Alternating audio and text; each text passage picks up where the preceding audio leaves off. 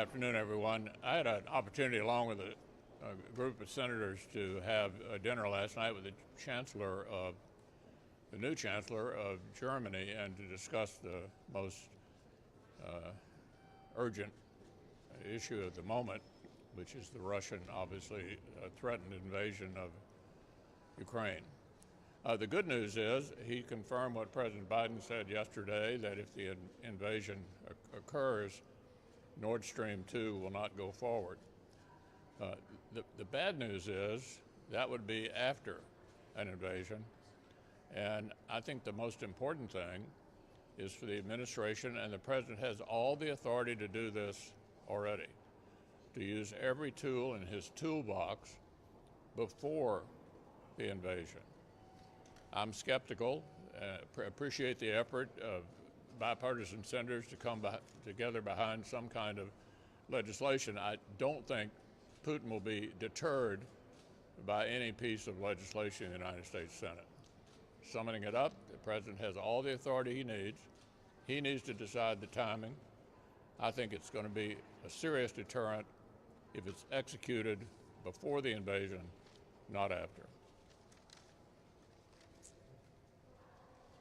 Whenever the Democrats get power in Washington, D.C., what they typically do is impose one-size-fits-all rules on farmers, small businesses, innovators.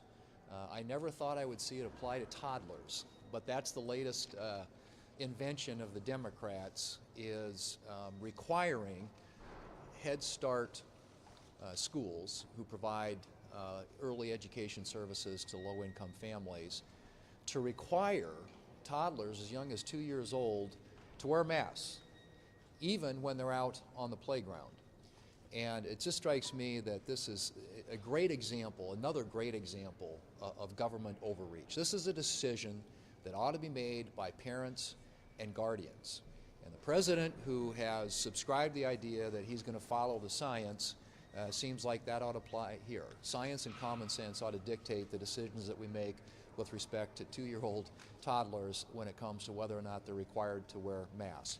But President Biden has decided to use tax dollars, basically, through Head Start, all these agencies around the country, 1,600 of them, and they require these 2-year-old toddlers to wear masks. It is a crazy thing, and even the World Health Organization has said,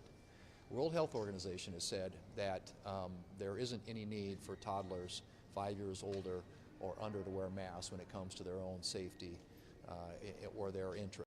And so this is an example again, and we see it all the time. The current administration, they're trying to roll out now the Waters of the United States regulations again, which is a throwback to the Obama years, which is an awful infringement on the rights of landowners and farmers. And they've tried to allow the IRS to snoop into people's bank accounts.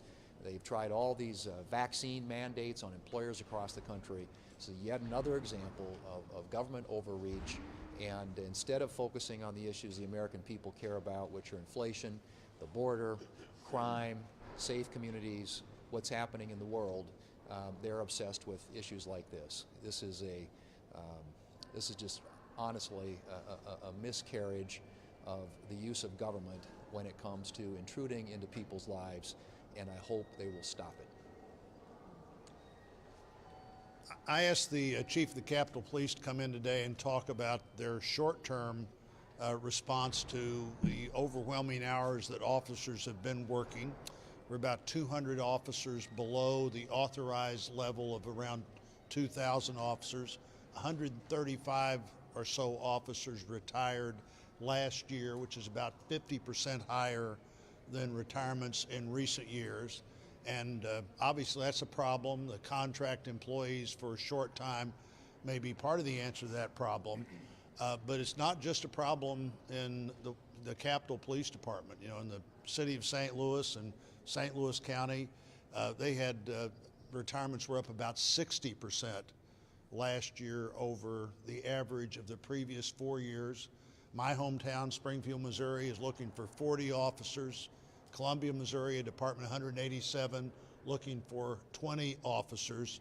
We're going to do what we can here to work with the Capitol Police problem, But I think this problem is clearly a lot bigger than the Capitol Police, starting with defund the police and prosecutors who pledge not to prosecute crimes in certain areas or at certain crimes. All has, and police officers becoming the increasing victims of crime is a huge problem. All of us see the Capitol Police every day, know how critically they are to our ability to function here. It's a problem all over the country. We're doing our best to try to think of new ways to solve that problem.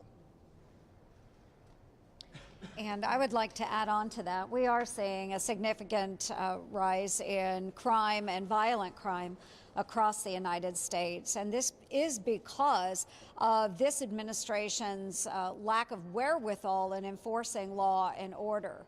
We see it with liberal district attorneys, progressive policies out there that actually make it a crime to punish the crime. So a couple of examples that I will give you today. There's a Democratic DA in Los Angeles that banned bail and prohibited prosecuting the most serious crimes to the full extent of the law. There was also a Democratic DA in New York that released a list of crimes that would not be prosecuted, including resisting arrest. So, folks, Americans are really concerned about this, and it's time that we act accordingly. And that is by making sure that we are supporting the men and women in law enforcement. Stop this ridiculous defund the police movement. Let's make sure that we're being supportive, and let's also step up and enforce the crimes that are being committed. Let's make sure that those are being prosecuted. So I do have an effort to increase penalties on the most serious offenses, going after child sexual predators, making sure that those that are engaged in violent crime are prosecuted and held to the fullest extent of the law. I think these are all things that Republicans can get on board with. Now I'm asking that the administration step it up. Our communities are in danger, and it's not just the largest metro areas. If they're not controlling crime in the metro areas, it literally bleeds over into our rural areas. If they don't take care of it, we will step up and do so. For years, I called on the International Olympic Committee to move the Olympics out of Communist China. What we knew is Communist China would basically, they would use this to whitewash their genocide. A week ago, I talked about it. Now look, here's some of the headlines. Olympic teams raise concerns over quarantine hotels. You can talk to some of what's happening to some of these people that are being put in these hotels.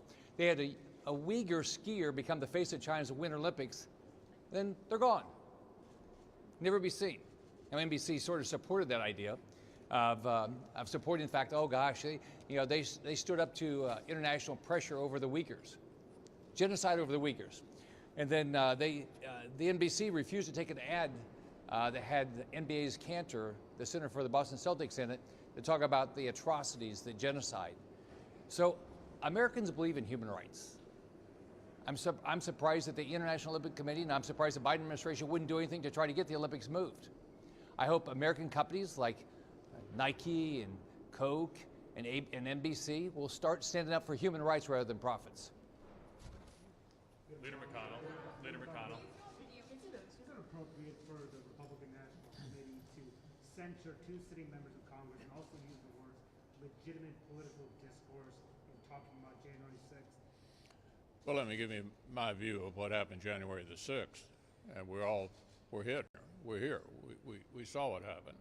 It was a violent insurrection for the purpose of trying to prevent the peaceful transfer of power after a legitimately certified election from one administration to the next. That's what it was. With regard to the suggestion that the RNC should be in the business of picking and choosing Republicans who ought to be supported, traditionally the view of the national party committees is that we support all members of our party regardless of their positions on some issues. Do you have confidence in her, Ronna McDaniel, as chairwoman of the committee? I do, but the issue is whether or not the RNC should be sort of singling out members of our party who may have different views from the majority. That's not the job of the RNC. Leader McConnell. Leader McConnell. Being unfair when it doles out its sentences, especially considering this Minnesota man who was just sentenced to 10 years as opposed to the max 20 years for setting a place on fire and inadvertently killing a man inside, a father of 5 children. Do you think the DOJ is being unfair when it comes to... Are you talking about the Minnesota Yes. case? Well, my understanding is the prosecutors there have recommended sentencing below the sentencing guideline for the crime that they've been charged with because of their sympathies for groups like BLM. That's totally inappropriate. You just heard Senator Ernst talking about the crime problem. Look, you don't improve this issue by going soft on prosecuting crimes. And I think it's important for us to underscore prosecution that fits the crime and support for the police who are trying to keep law and order in our country. Leader McConnell. Leader McConnell. Hi, Leader McConnell.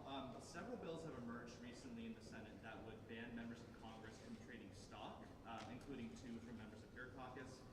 Senate Democratic leadership is reportedly interested in this. Kevin McCarthy's interested in it and has broad support with the public. I'm wondering, do you support banning members of Congress and their spouses from trading stock? Why are we not? Yeah, I haven't given that any serious thought yet. I can just tell you how I operate. I don't own any individual stocks. Everything is in a mutual fund. That's what I advise members to do because I think it prevents such suggestions that you are engaged in insider trading. We'll take a look at that kind of legislation and see what may be appropriate. Is it fair to say you're open to it then? We'll take a look at it. Leader McConnell. Yeah. McConnell, would you support the bill that is expected to come to the floor later this week that would bar mandatory arbitration for sexual assault and harassment? Well, I'm going to ask Senator Ernst to address that issue. She's been our specialist on that kind of issue. Yeah, we're just really encouraged. We saw it. I'm sorry. We are encouraged by what has occurred in the House. They have put a tougher definition or a clearly defined definition within the bill, and so we continue to work on it over here. And so I'm encouraged by the progress, but we still have more work to do. You guys are not yet supporters of the version that There's still a number of things that we're working out, but we certainly are a lot closer and glad to see strong support in the House. Thoughts on Governor Hogan not running for Senate? Well, he would have been a great candidate for the Senate. He's been a terrific governor. But looking to November, let's keep our eye on the ball. The president's got a disastrous approval rating. We know that 2 years into a new administration, the off-year election will be a referendum on the performance of this all-Democratic government. And I'm highly optimistic that we're going to have a very good year this fall. To that end, do things like the censure make it harder?